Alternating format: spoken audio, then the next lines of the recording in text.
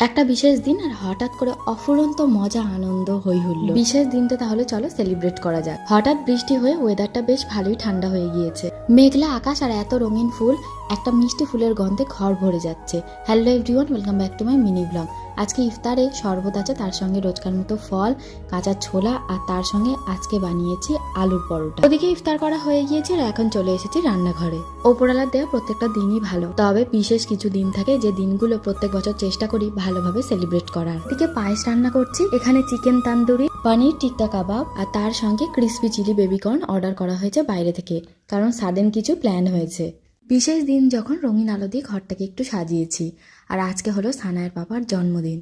তবে এবছরে আবার সানায়ের তরফ থেকে সানায়ের পাপার জন্য গিফট আছে। সানায়া আমাকে অনেক দিন আগে দিয়ে বলেছিল মাম্মা পাপার বার্থডেতে কার্ড বানাবো, আর প্রতিবারের মতো আমি ওকে হেল্প করেছি কার্ড বানানোর জন্য। এখনো এতটাই ছোট যে একার পক্ষে পুরোটা করা একদমই সম্ভব না। যাই হোক, চলো তাহলে কেকটা কেটে নেওয়া যাক। এই দিনগুলো যেন জীবনে বারবার ফিরে আসে, অনেকটা মজার আনন্দের মধ্যে দিয়ে সময়গুলো যেন কাটতে থাকে। ভেবেছিলাম এবারের বার্থডেটা খুব সিম্পল ভাবে কেটে যাবে, তবে সবসময় আমরা যেটা ভাবি সেটা হয় না, তার থেকে অনেকটা বেশি কিছু অপেক্ষা করে থাকে আমাদের জন্য। একা একা যতই আনন্দ মজা করি না কেন, সেটাতে একটু খামতি থেকে যায়। তবে সবাই মিলে যখন হই হুল্লোড় করে এরকম একটা দিন কাটে, তখন মনে হয় আজকের দিনটা সম্পূর্ণ হলো। আমাদের ডিনার হয়ে গিয়েছে, আর আজকে ডিনারে ছিল বিরিয়ানি আর তার সঙ্গে পায়েস। আর আজকের মতো এখানেই টাটা।